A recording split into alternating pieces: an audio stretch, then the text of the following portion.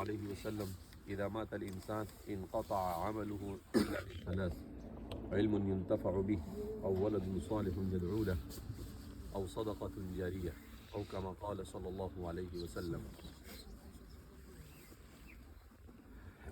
سب سے پہلے ہم اللہ کا شکر ادا کرتے ہیں کہ اللہ رب العزت نے ایمان اور اسلام سے وابستگی نصیب فرمائی، اور اللہ رب العزت نے ہمیں علم سے اور تعلیم کے ساتھ وابستہ کیا۔ دنیا میں انسان آیا ہے مگر دنیا میں اسے ہمیشہ نہیں رہنا ہے۔ کل نفس ذائقۃ الموت، ہر نفس کو موت کا مزہ چکھنا ہے، اور یہ دنیا انسان کے لیے آخرت کے اعتبار سے کھیتی ہے۔ الدنیا مزرعۃ للآخرہ، اگرچہ حدیث میں کلام ہے مگر حدیث کا مفہوم مختلف انداز میں وارد ہے۔ تو الدنیا مزرعۃ للآخرہ، یہ دنیا آخرت کے لیے کھیتی ہے۔ کیا مطلب؟ کہ انسان دنیا میں جس ارادے نیت کے ساتھ جیسا عمل کرے گا آخرت میں اس کو ویسا پائے گا۔ اگر اس دنیا کے اندر میں انسان کانٹے بوئے گا تو آخرت میں کیا پائے گا؟ کانٹے پائے گا۔ اگر اس دنیا میں انسان نیکی بوئے گا تو آخرت میں اس کا ثواب پائے گا۔ تو ایسی دنیا میں جس میں ہم جی رہے ہیں، ہر شخص کو صرف اپنی پڑی ہوئی ہے۔ ہر شخص یہ چاہتا ہے کہ اس کے پاس زیادہ سے زیادہ زمین ہو۔ ہر شخص یہ چاہتا ہے کہ وہ کسی کی زمین ہتھیا لے، کسی کا حق مار لے، مگر اللہ جزائے خیر عطا فرمائے ہمارے حاجی صاحب کو، حاجی اعجاز صاحب، سید اعجاز علی صاحب، کہ ماشاءاللہ انہوں نے فکر کی، اور یہ اللہ کا نظام ہے کہ اللہ رب العزت جب کسی سے خیر کا معاملہ کرتا ہے تو اللہ اسے توفیق سے مالا مال کرتا ہے۔ کہتے ہیں کہ انسان کے پاس دنیا میں علم، دولت یا کسی بھی چیز کا ہونا یہ کمال نہیں ہے۔ آپ کے پاس کیا ہے، کتنا ہے، وہ کمال نہیں ہے۔ آپ کتنا دے رہے ہیں لوگوں کو، یہ کمال ہے۔ مالک ہونا کمال نہیں ہے، کمال کیا ہے کہ آپ دے رہے ہیں۔ کسی نے بڑی اچھی مثال ابھی میں عربی میں 2-4 دن پہلے پڑھ رہا تھا، اس کی دی، کہا سورج، اس کے بارے میں کہتی ہے آج کی سائنس یہ آگ اور گیس کا مرکز ہے۔ تو مالک تو آگ اور گیس کا ہے مگر پوری دنیا کو روشنی دے رہا ہے۔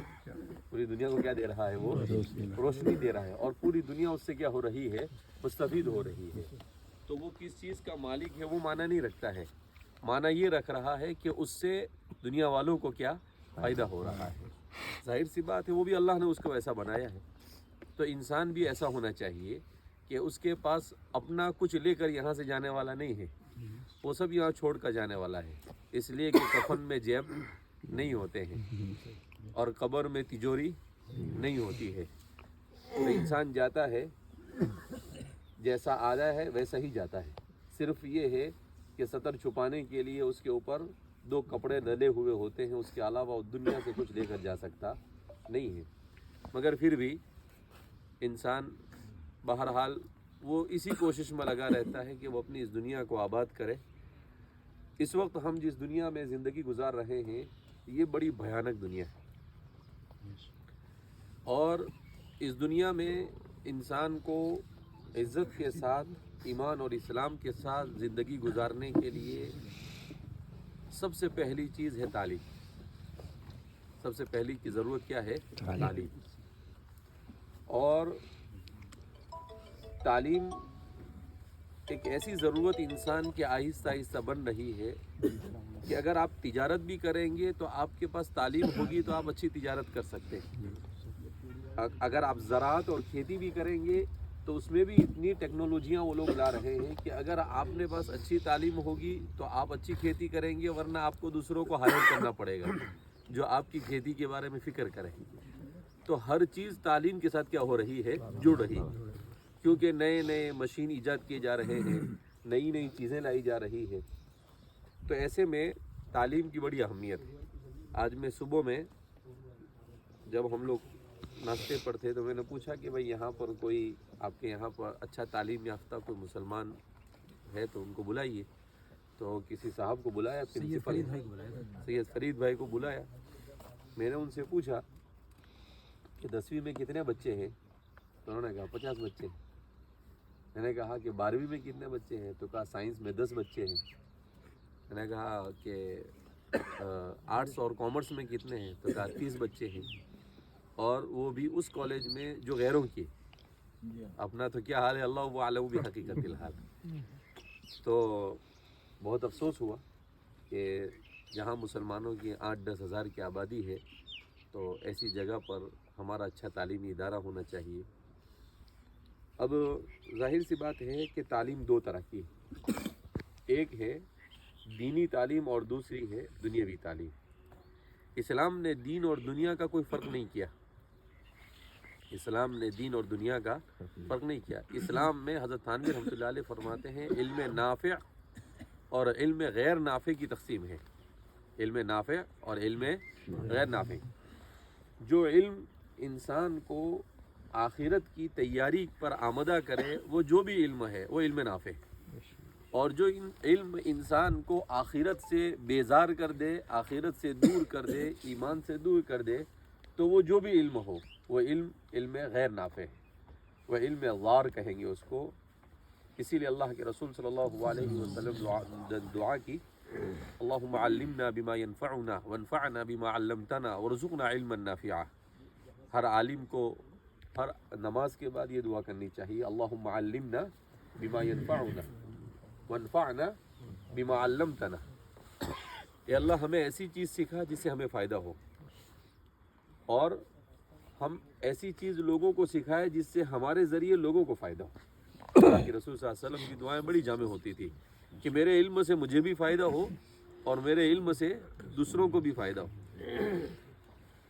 तो इसलिए इल्म ये इंसान की बहुत बड़ी ज़रूरत है। मगर हमारे इस ज़माने में जहाँ पर इल्म ज़रूरत है, वहीं पर अगर उसको सही ढंग से, सही तरीक़े से, सही माहौल में और सही समझ कर न हासिल किया जाए या तालीम न दी जाए, तो यही इल्म फितना बन जाता है। अल्लामा इक़बाल या अकबर इलाहाबादी का शेर है कि इस ज़माने में तालीम भी फितना, यहाँ तक कि तकबीर भी फितना, यानी नारे तकबीर बुलाना ये भी क्या है, फितना है। अगर आपका इरादा और नीयत सही नहीं है तो तकबीर भी क्या है, फितना है। तो ये फितना कब बनता है? फितना उस वक्त बनता है जब तालीम देने वाले का जहन अच्छा ना हो। तालीम देने वाले का जहन अच्छा ना हो, तालीम देने वाली की नीयत और इरादे अच्छे ना हो, तालीम हासिल करने वाले का इरादा और नीयत अच्छी ना हो, तो जाहिर सी बात है कि ये तालीम क्या बन जाती है, फितना बन जाती है। इसलिए रात में भी मैंने कहा गुफ्तगू में कि तालीम ज़रूर है, और इल्म दीन और इल्म दुनिया उम्मत के लिए दोनों ज़रूरी है। इल्म दीन तो तलबुल इल्मी फ़रीज़तुन अला कुल्ली मुस्लिमिन व मुस्लिमा, हर मुसलमान के लिए दीन की इतनी बातों को सीखना कि जिससे वो फ़राइज़ की मालूमात उसे हासिल हो जावे, ये फ़र्ज़ आइन है। जैसे नमाज़ पढ़ना फ़र्ज़ आइन है, ऐसे ही ये जानना कि नमाज में कितने फ़राइज़ है, कितने वाजिबात है, रोज़े में क्या उसके शराइत है, उसके क्या अरकान है, हज के क्या शराइत है, अरकान है, मालदार है तो ज़कात के क्या अहकाम, क्या शराइत, उसके क्या अहकाम है, इन चीज़ों का जानना ये फ़र्ज़ आइन है।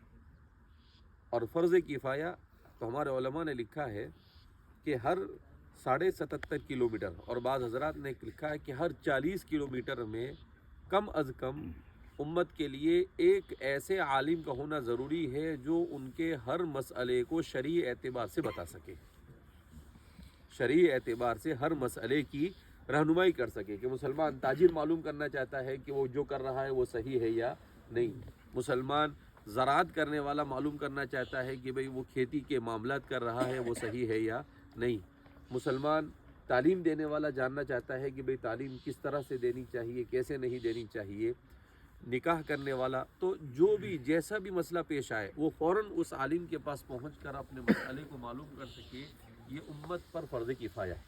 یہ کیا ہے؟ فرض کفایہ۔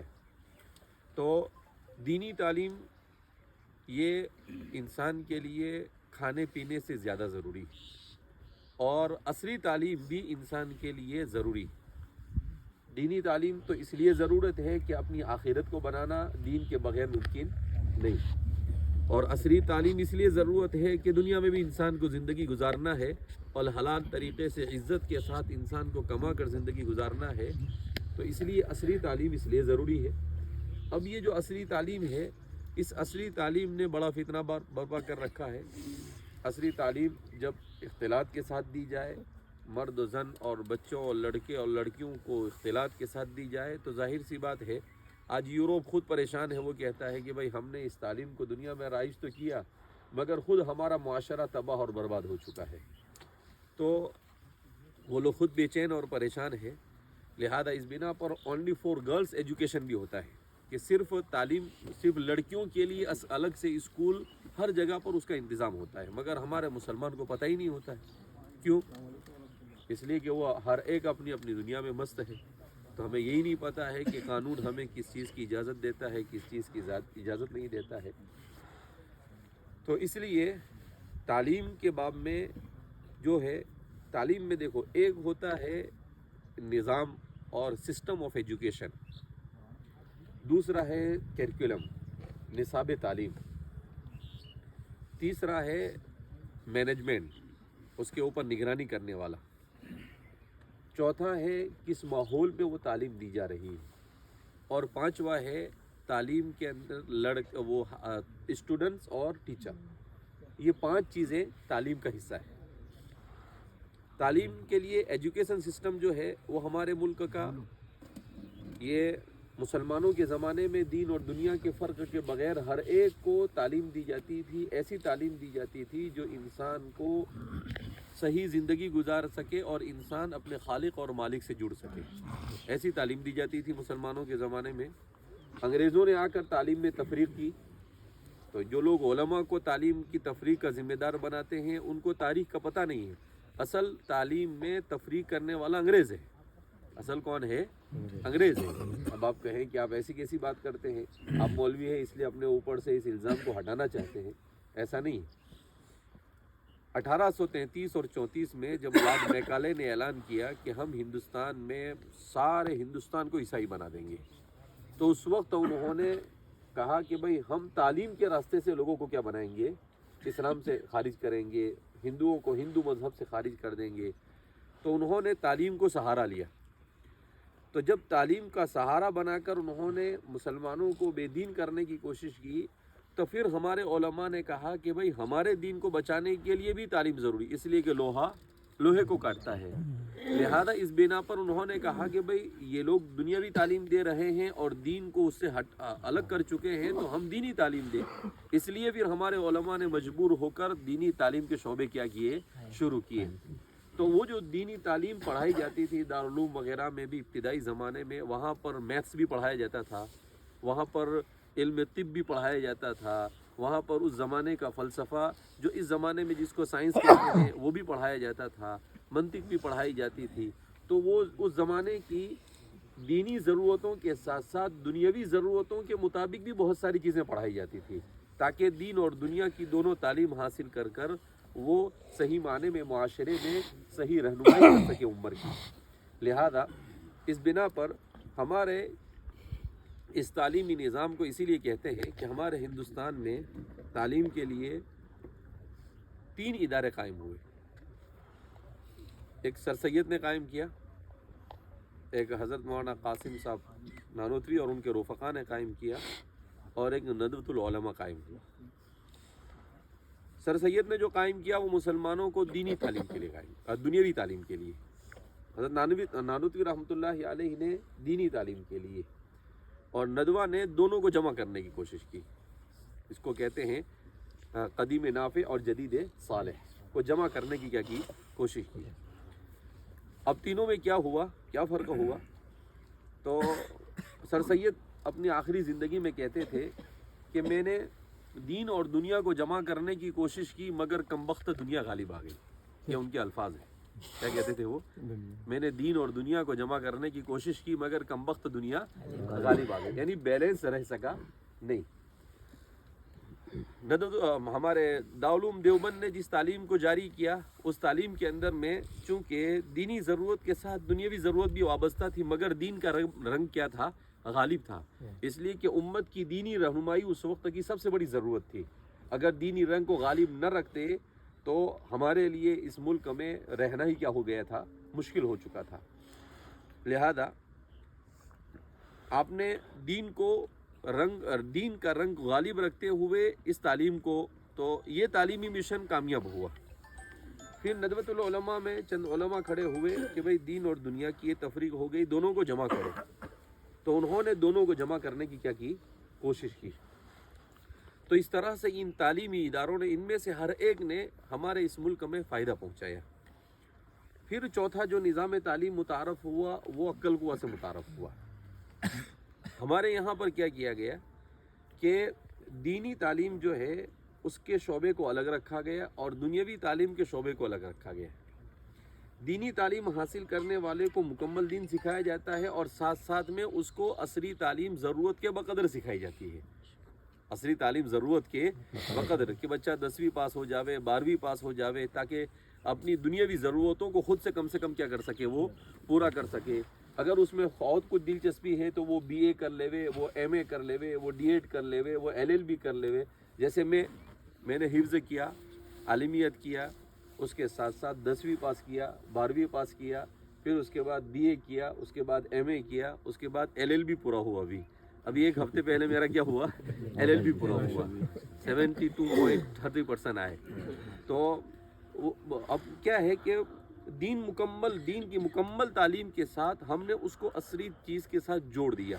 تو اس سے کیا ہوتا ہے کہ ایسے علماء پیدا ہوتے ہیں جو معاشرے کی ضرورت کو سمجھ سکتے ہیں اور لوگ جیسا سمجھنا چاہتے ہیں اس انداز میں، مؤثر انداز میں دین کو سمجھا سکتے ہیں۔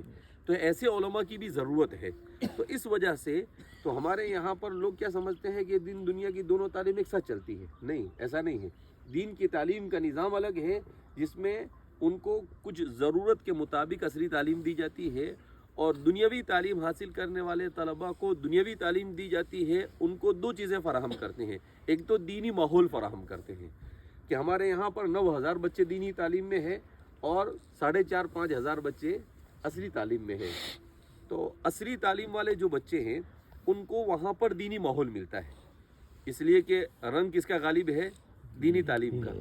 تو رنگ غالب ہونے کی وجہ سے پورا ماحول اور انوائرمنٹ جو ہوتا ہے وہ کون سا ملتا ہے ان کو؟ دینی تعلیم کا۔ اب جب وہ ماحول ملتا ہے تو الانسان ابن البیئہ، انسان ماحول کا پروردہ ہے۔ ماحول ملنے سے وہ خود بخود دین کے رنگ میں کیا ہو جاتا ہے؟ ان کے پیچھے بہت محنت نہیں کرنی پڑتی ہے۔ وہ دیکھتا ہے کہ بھئی 10 فٹ پر اذان اور نماز ہو رہی ہے تو پھر وہ جا کر نماز میں دھیرے دھیرے نماز میں کیا ہو جاتا ہے؟ شریک ہو جاتا ہے۔ دھیرے دھیرے وہ تعلیم میں اس پر زبردستی کوئی چیز تھوپی جاتی نہیں، تو اس کا ماحول دینی بن جاتا ہے۔ اب ظاہر سی بات ہے غیروں کی تعلیم گاہوں میں جا کر وہاں بچہ جب تعلیم حاصل کرے گا تو وہاں کون سا ماحول ملے گا اس کو؟ برا ماحول ملے گا۔ تو وہ کیا ہو جاتا ہے؟ پھر وہ بیڑی سگریٹ پینے والے کے ساتھ چلا جائے گا، وہ چرس گانجا پینے والے کے ساتھ چلا جائے گا، وہ شراب پینے والے کے ساتھ چلا جائے گا، وہ لفڑا باز آدمی کے ساتھ چلا جائے گا، تو پھر وہ بچہ ویسے ہی بن جاتا ہے۔ اس لیے کہتے ہیں نا کہ انسان کی زندگی میں سب سے بڑا رول کون ادا کرتا ہے؟ دوست ادا کرتا ہے، کہ وہ کیسے آدمی کو دوست بنا رہا ہے۔ خود حضور نے فرمایا فانظر الی من یخالل، کہ کسی آدمی کو دیکھنا چاہتے ہو وہ اچھا ہے یا برا ہے تو آپ یہ دیکھو کہ اس کا دوست کیسا ہے۔ اگر اس کا دوست برا ہے تو سمجھ جاؤ کہ حضرت بھی برے ہی ہے، چاہے اوپر سے کتنے بھی اچھے ہو۔ آج نہیں تو کل وہ برائی کی طرف مائل ہونے ہی والے ہیں۔ اور اگر دوست اچھا ہے تو پھر وہ اچھا ہے، چاہے کتنا ہی برا نظر آئے، کچھ نہ کچھ دن کے بعد اپنے دوست کا رنگ اس پر کیا آتا ہے؟ غالب۔ تو ماحول جو ہوتا ہے اس کا بڑا اثر ہوتا ہے۔ اللہ کے رسول صلی اللہ علیہ وسلم جس ماحول میں آئے اور حضور کی صحبت کی برکت سے صحابہ کیسے بنے کہ قیامت تک آنے والا کوئی بھی ولی ان تک نہیں پہنچ سکتا ہے۔ وہ کس کی برکت تھی؟ صحبت کی برکت۔ کس کی برکت تھی؟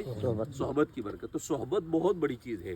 آج ہمارے یہاں پر وہ حضرت مولانا ہردوئی صاحب نور اللہ مرقدہ کے ساتھ جو شیخ ہے وہ آئے تھے ہمارے یہاں، ان کے نہیں ابھی مولانا سید بلال قاری بلال حسین صاحب آئے تھے، حضرت کے خلیفہ ہے حضرت مولانا ابرار صاحب کے۔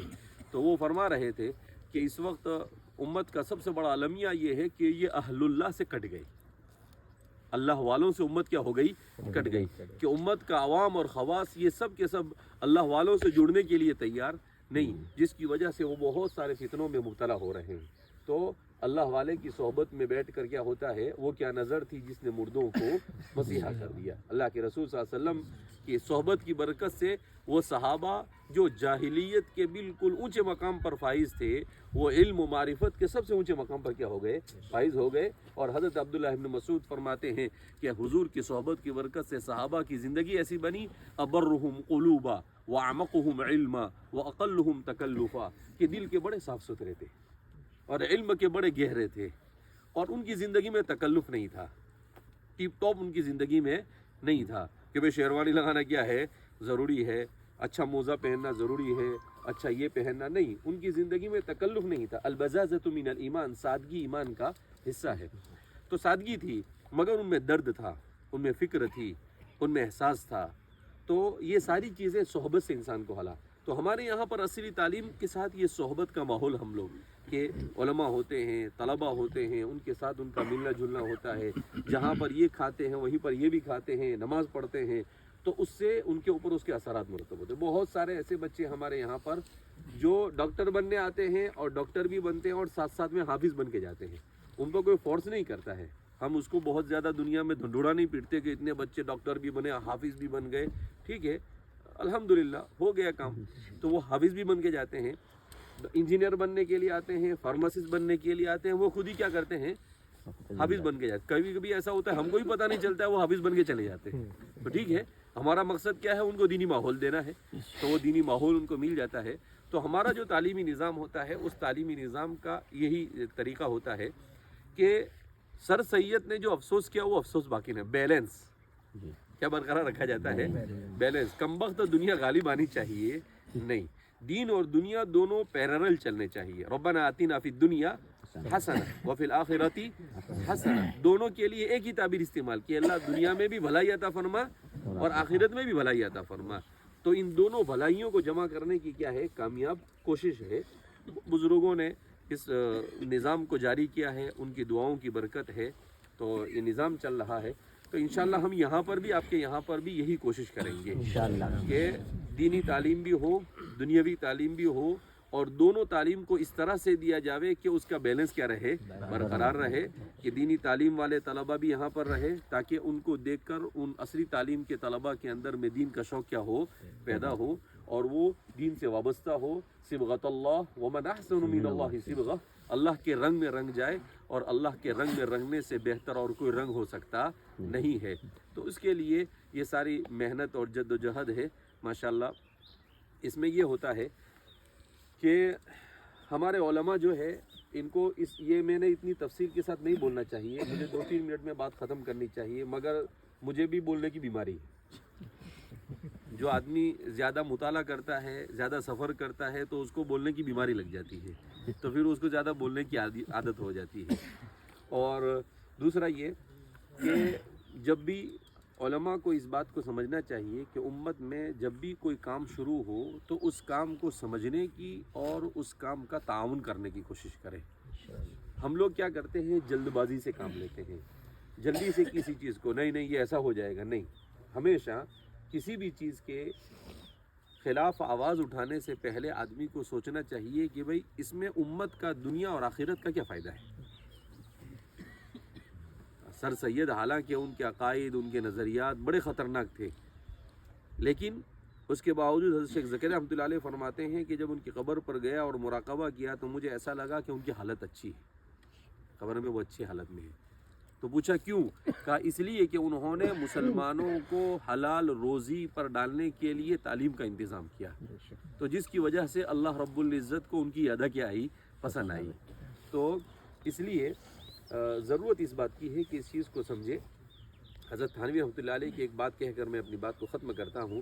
حضرت تھانوی رحمۃ اللہ علیہ فرماتے تھے کہ امت کے لیے کام کرنے والے اگر وہ یہ دیکھنا چاہتے ہیں کہ وہ مخلص ہے یا نہیں، تو اس کا ایک معیار ہے، اس کا ایک تھرمامیٹر ہے۔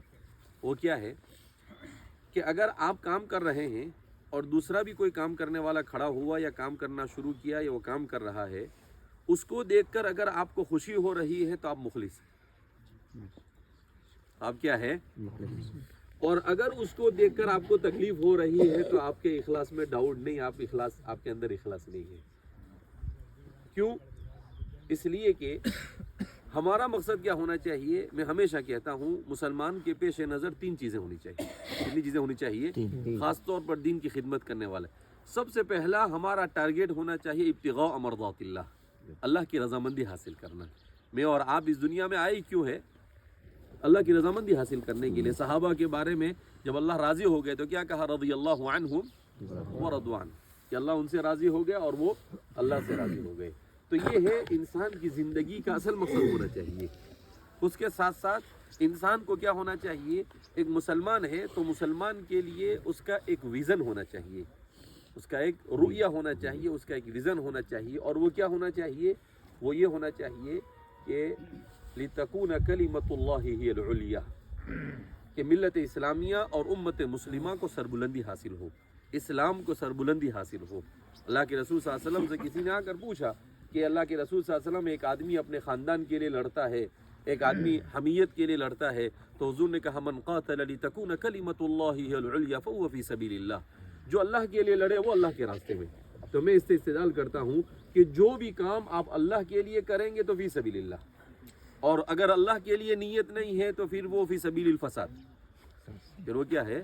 فی سبیل الفساد. یا تو فی سبیل اللہ ہوگا، یہ فی سبیل الفساد ہوگا، فی سبیل الشیطان ہوگا، فی سبیل الطاغوت ہوگا. اللہ حفاظت فرمائے ہماری. تو ایک یہ. اور تیسری چیز ہونی چاہیے خیر الناس انفعهم للناس. یہ ہماری زندگی کے اندر میں، یہ ہماری زندگی کا مشن ہونا چاہیے کہ ہماری ذات سے لوگوں کو زیادہ سے زیادہ نفع پہنچ جائے. آج ہمارے یہاں الٹا چلتا ہے، ہم کو کتنا فائدہ ملے وہ دیکھتے ہیں، یہ نہیں دیکھنا چاہیے ہماری ذات سے لوگوں کو کتنا فائدہ پہنچے. یہ ہمیں کیا کرنا چاہیے؟ دیکھنا چاہیے. بہرحال اللہ نے کتاب و سنت کی برکت سے مالا مال کیا ہے، جس سے انسان کو یہ ساری چیزیں کیا ہوتی ہے؟ سمجھ میں آتی ہے. تو ہم یہاں پر کافی دنوں سے کوروائی آنے کا بات چل رہی تھی، مگر کوئی نظام نہیں بن پا رہا تھا. الحمدللہ نظام بنا. صبح میں آپ حضرات، عام طور پر امت صبح میں سونے کی عادی ہے، نیند کو قربان کر رہا ہے. اس کا مطلب یہ ہے کہ آپ کے اندر میں کچھ درد ہے، کچھ تڑپ ہے، تو انشاءاللہ اللہ رب العزت ضرور کوئی سبیل نکالے گا کہ یہاں پر ہمارا بہترین تعلیمی اور تربیتی ایسا ادارہ قائم ہو جس سے پورے علاقے کے اندر میں رشد و ہدایت کی فضائیں پیدا ہو جائے، جس میں ہماری نسلوں کے اندر میں ایمان اور اسلام کیا ہو جائے؟ زندہ ہو جائے، اور ہم صحیح معنی میں عزت کے ساتھ اس دنیا کے اندر بھی زندگی گزاریں اور اللہ راضی ہو جائے. اس طرح سے ہم آخرت میں بھی اللہ کے دربار میں حاضر ہو جائے. اللہ رب العزت ہم سب کے یہاں پر جمع ہونے کو قبول فرمائے. اللہ رب العزت ہم قسم کے شرور و فتن سے ہماری حفاظت فرمائے. اللهم صل على سيدنا ونبينا وشفيعنا وسندنا ومولانا محمد